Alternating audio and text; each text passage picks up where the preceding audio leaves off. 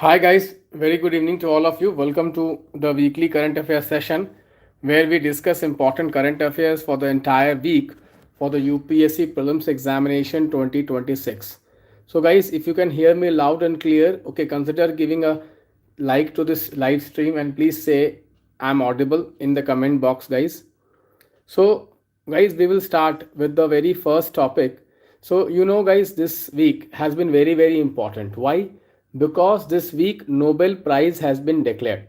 Okay, so you know that UPSC has a habit of asking questions on Nobel Prize. Okay, a lot of times in the past, UPSC has already asked questions on Nobel Prize. So, briefly, we will discuss. Okay, Nobel Prizes. So first Nobel Prize we will discuss is Nobel Prize for Medicine. So guys, Nobel Prize for Medicine this year has been given for regulatory T cells. Okay. So guys, we know that our body has an immune system. This immune system basically protects our body from any exterior agents, okay, or germs. So whenever any germs and all attack our body, so our immune system basically protects us.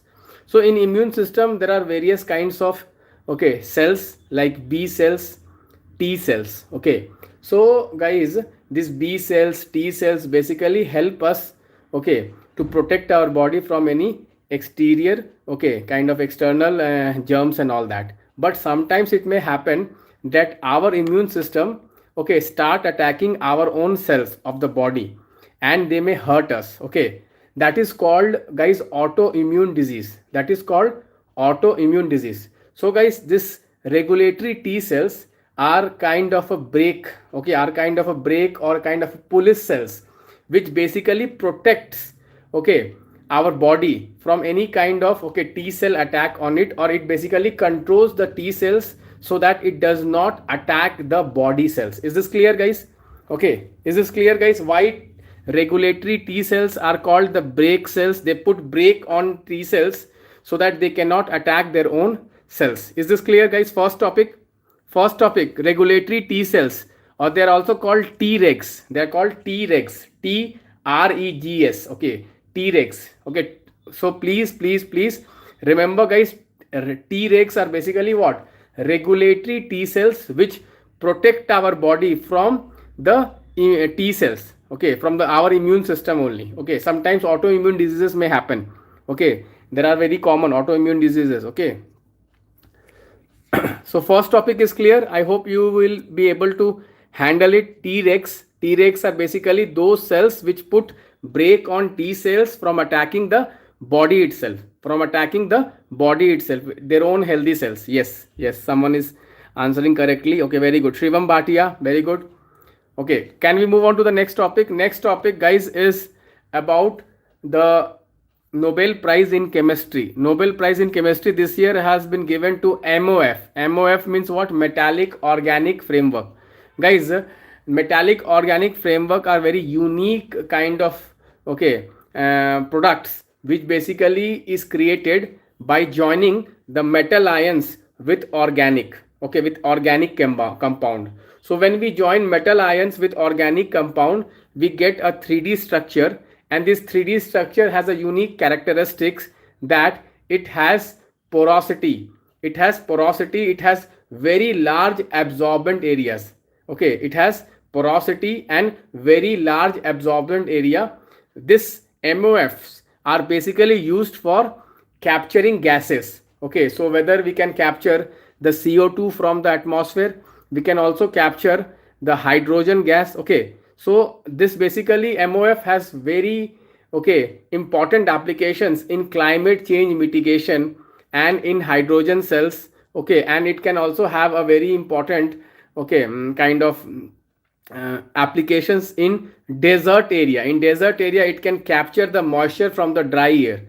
It can capture the moisture from the dry air. It can also capture the pollutants from the water. Okay, so guys, there is one chemical which has been asked by UPSC called forever chemicals. Okay, forever chemicals. So from the water we can remove this toxic materials using this MOF, metal organic frameworks. This is very, very important. It basically acts as a sponge for these gases, toxic gases. It acts as a sponge. Okay, so remember guys, carbon capture is one of the most important tool.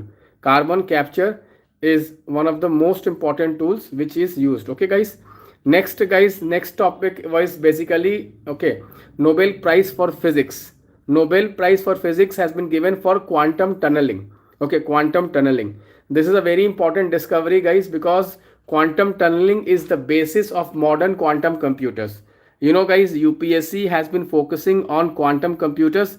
Already UPSC has asked question on quantum computers before. So this year it's a high chance that they may ask you what is quantum tunneling. So guys, quantum tunneling, what happens? It happens at the subatomic level. Suppose there is a hindrance. Suppose there is a hindrance, and in the physical world guys, suppose this is one particle, it cannot cross it till it has the energy to basically, okay, overcome this obstacle. But in quantum tunneling, what happens? Even if it does not have the energy to cross this barrier, it can make a tunnel, and it can be found here. It can be found here. That is called quantum tunneling. It happens at subatomic level. Okay, so guys, in the microscopic level, for one subatomic particle, quantum tunneling was already achieved, and in 1973 Nobel Prize was given for that. But why this Nobel Prize has been given? Because they have achieved quantum tunneling at the macroscopic level. At the macroscopic level basically means what? For the entire electronic circuit, they have achieved this quantum tunneling, and these electronic circuits are basically based on superconducting materials, which can be used for basically the qubits basically means what? Quantum computers. Okay, they can be used for quantum computers. This is very, very important. So what they have achieved? They have achieved quantum tunneling at macroscopic level. Macroscopic level here basically means what? For the entire circuit, for the entire electric circuit, they have achieved this quantum tunneling. Quantum tunneling will allow them to build qubits. Qubits are basically, okay, superconducting, okay, chips which are used for quantum computers. You know guys, quantum computers are basically computers which have very high capacity of computational compared to the classical computers, because they basically depend on two principles, which are entanglement and superimposition. This means what? At one time they can take 0 value also and 1 value also. So remember guys, entanglement and superposition, these are the two principles of quantum which is used by quantum computers. Okay, so please have a clear understanding of these three discoveries which have been given Nobel Prize. One is the regulatory T cells, other is MOFs, metal organic frameworks, and third is the quantum tunneling. Okay, third is what? Quantum tunneling. So these are very, very important guys. You may expect a question on that. Okay, very high chances, I'm telling you, very high chances, because all these three, okay, Nobel Prize which has been awarded this year, they have been somehow asked in UPSC prelims examination before. So there is a high chances that you may get a question on MOF, you may get a question on T cells, you may get question on quantum tunneling. Very, very high chances. Particularly guys, I am predicting today that MOFs, definitely high chances they may get a question on MOFs. Okay, so let us move on. Okay, second guys, Government of India has given the permission for private nuclear, okay, private sector for building the nuclear reactors. Okay, for building the nuclear reactors. Okay, so guys, you know that small modular reactors, okay, which basically are reactors which has a capacity of less than 300 megawatt. Okay, that is what is small modular reactors. So guys, building a big nuclear reactor is very tough, because you need a lot of land, and there are security issues also, and there are apprehensions of radiations also among the masses. So government is now focusing on small modular reactors. You know guys, Government of India has a nuclear vision of 2047. What is the nuclear vision of 2047? Can anybody tell me what is the nuclear vision of 2047? What is the goal? What is the goal guys? 100 gigawatt. Very good. 100 gigawatt by 2047. This is to be achieved through this small Bharat modular reactors. Small Bharat modular reactors now can be operated by private sector also. Guys, you know that nuclear reactors till now were only operated by NPCIL, which is a public sector undertaking, but now the small nuclear reactors, which are also called Bharat modular reactors, will be operated by even the private sector. Government is opening the nuclear sector for even the private sector, particularly for the small reactors. Okay, this is very, very important. You may get a question on that. Okay, let us now move on to the next topic, guys. This week, guys, okay, there was a huge controversy regarding cough syrup. You know, guys, few children have died because of consumption of contaminated cough syrups. These cough syrups were contaminated with diethylyl glycol. Guys, diethylyl glycol is basically used in industry. It is used in industry as solvents. So it is used in paint industry, it is used in brake industry, but sometimes it gets contaminated in the pharmaceuticals, in the cough syrups. And if it gets, it basically destroys your liver, it destroys your kidney, and it may lead to also death. Okay, so government has basically come out with Schedule 5 norms. What is Schedule 5 norms? Can anybody tell me, guys? Schedule 5 norms. What is Schedule 5 norms? Schedule M, sorry, Schedule M norms. Schedule M norms. Schedule M norms are what? What are Schedule M norms? Schedule M norms are basically under the Drugs Cosmetic Act. It is basically for good manufacturing practices. Good manufacturing practices. Is this clear, guys? Schedule M norm. Schedule M for good manufacturing practices. Schedule M is very, very important. Guys, you should know the regulatory body is the Central Drug Standards Control Organization. Okay, it is headed by Drug Control General of India. Drug Controller General of India. This CDSCO is under Ministry of Family Welfare, Ministry of Health and Family Welfare. This is very, very important, guys. So please do prepare CDSCO. Okay, who is the head of CDSCO? It is the Drug Controller General of India. What is the role of CDSCO? The role of CDSCO is to give licenses for manufacture of medicines and also import and export of medicines. Okay, very, very important, guys. CDSCO, you may expect a question on that. It is headed by Director General of Director General of Control of Drugs in India. Okay, Controller General of Drugs in India. Okay, so Drugs Controller General of India, DCGI. DCGI is the head of CDSCO, and this is under the Ministry of Health and Family Welfare. Is this clear, guys? Is this clear, anyone? Role of CDSCO is very important. Role of CDSCO is very important. CDSCO is headed by Drug Controller General of India. Drug Controller General of India, it is under the Ministry of Health and Family Affairs. It is under the Ministry of Health and Family Affairs. You may expect a question on that. Please, everyone prepare CDSCO. What is the role? What is the role of CDSCO? Yes, approval for drug trials, etc., etc. Okay, very important. Next one, guys. Okay, from geography, there was one topic, guys. Barren Island volcano. Barren Island volcano, which is one of the most active volcano in India. Guys, India has only one active volcano, and that active volcano is in Barren Island. Where is Barren Island? Barren Island is an Andaman and Nicobar island. It is 140 kilometers from the Port Blair. It is 140 kilometers from the Port Blair. It is the only active volcano. It is the only active volcano in India. It is the only active volcano in India. Very, very important, guys. Barren Island volcano has recently, there were some kind of eruptions. Guys, can you tell me why we see eruptions in Barren Island? Where is Barren Island located, guys? So basically because of plate tectonics. It is located at the plate boundary of, what? It is located at the plate boundary of Indian plate and Burmese plate. Okay, so remember, guys, recently it has erupted last in 2022, then it has also erupted in 2017, then it has erupted in 1991. Okay, so multiple eruptions have happened. You should know the year of eruption. Very, very important topic, guys.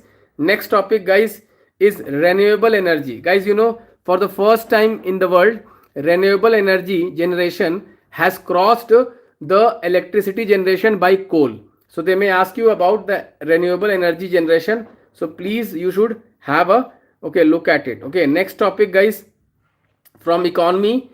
Okay, securities transaction tax. Guys, Supreme Court is going to look into the security transaction tax.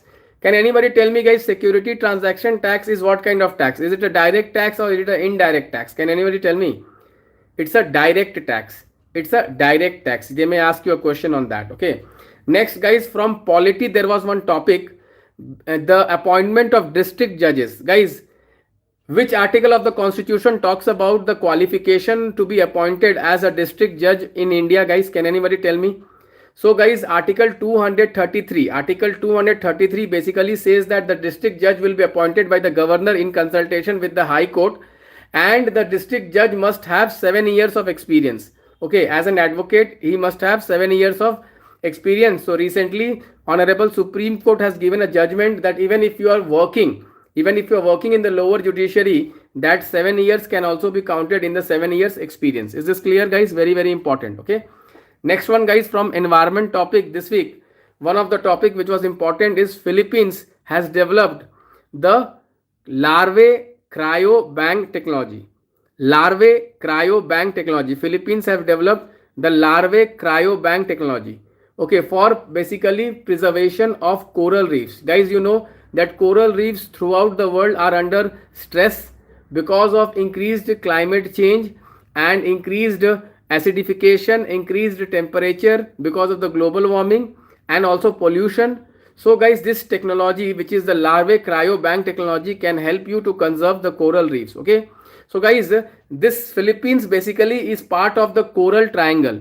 Coral triangle is basically having one of the largest assemblage of coral reefs throughout the world. Okay, so 1/3 of the coral reefs around the world is in this coral triangle. It is basically consisting of 6 countries, guys. This is Indonesia, Philippines, Malaysia, then we have East Timor, then we have Solomon Island, and then we have Papua Guinea, then we have Papua New Guinea. Okay guys, is this clear, guys? Papua New Guinea and East Timor and Solomon Island. Okay, this is very, very important, guys. Okay, so you should know this coral triangle. Coral triangle can be an expected topic. Next, guys, Government of India has decided to come out with a red list of threatened species of flora and fauna in India.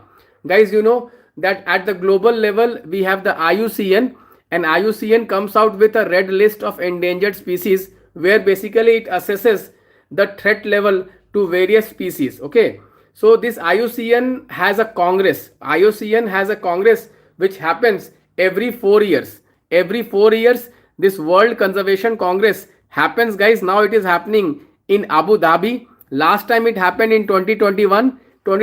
Basically it happened in France, Marseilles. Okay, so guys, this in this World Congress, okay, of IUCN, India is going to launch its red list. Red list is a very important initiative of Government of India. So you may expect a question from red list next year. It is basically a list of threatened species. It's an assessment of threatened level of the species. Okay, so this is an important topic, guys. Next topic. Okay, guys, throughout world we are seeing Gen Z protest. Throughout world we are seeing Gen Z protest. Okay, Gen Z protest basically means what? Okay, young people, okay, below the age of 25, okay, they are protesting, okay, against the government. So guys, there are some countries where we are seeing this Gen Z protest. We are seeing in Morocco, we are seeing in Madagascar, we are seeing in Peru, we are seeing in Nepal, we are seeing in Paraguay. Okay, so these are the countries where we have seen this Gen Z protest. Gen Z protest is a very important protest, guys. It is something similar to the Arab Spring which happened in 2010. Okay, so there is a very high chance you may expect a question on Gen Z protest. Gen Z protest, guys, there is a high chance you may expect question on Gen Z protest. Okay, so guys, Morocco country is very, very important. Can anybody tell me why is Morocco important? Why is Morocco important in the world? What is the significant feature of Morocco which can be asked by UPSC? Yes, Neha Mehra has answered. It has the 70% of the phosphates in the world. It has 70% of the phosphates of the world, Morocco. Next, guys, Madagascar. Why is Madagascar important, guys? Why is Madagascar important? Madagascar has what? The 60 to 70% of vanilla in the world. Okay, 60 to 70% of vanilla in the world is coming from Madagascar. Madagascar is an island in Indian Ocean. It is the third largest island in the world. It is the third largest island in the world. Okay, guys. So this was an important topic, guys. There were other small topics also which were in news. There were various regions in news. For example, guys, in Sudan, Al Fasser, Darfur region was in news. Then in Ukraine, Donetsk region was in news. Okay. So there are various regions which were in news. In Pakistan, guys, you know, Pakistan, this Tehrik-e-Taliban, okay, they have been attacking the security forces. There have been clashes between, okay, the Tehrik-e-Taliban and Pakistan in Khyber Pakhtun region. Guys, Sumy region of Ukraine, Odessa region of Ukraine, Odessa region, Sumy region of Ukraine. So these were some of the regions which were in news. You may expect a question on regions in news.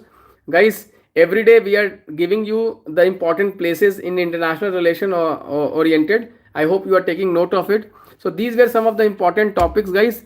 Guys, I would like to tell you that we are starting with a new subject in our timetable, guys, for UPSC Prelims Examination 2026. We are starting with what? We are starting with Science and Tech. Science and Tech is an important section. Although, guys, most of the questions which comes from Science and Tech, it basically comes from what? Current affairs oriented. So what you can do is that you can use the next 1 month, which is the Science and Tech month, to cover any other subject which you have not covered in the past. Guys, you know, till now, as per our timetable, we have covered polity, we have covered economy, we have covered geography, we have covered environment. So we have covered 4 subjects. So if you have not covered any of these 4 subjects, you can link with Science and Tech and you can do it. Better you can link economy with Science and Tech and you can do it, or you can link environment also with Science and Tech and you can do it. So any subject you have missed, please try to link, because Science and Tech is a buffer. Because Science and Tech, you don't have to read much. Science and Tech, you don't have to read much. You have enough time. In the next 1 month, we will be covering Science and Tech targets. You have enough time. Please use this. This is a golden opportunity for everyone. Please make use of it. Okay, please make use of it. Someone is saying where to access it. Please join my Telegram channel. And in the Telegram channel, guys, there is one series called Lakshya series. Lakshya 2026 series. Basically, in this series, I will give you daily targets. And as per the daily targets, you will have to prepare. And there are tests. There are tests which are based on NCRTs, on standard books. And you will get the PYQ lectures also. Use them to cover the syllabus, guys. With this, I would like to take your leave, guys. Thank you. Bye-bye. Take care.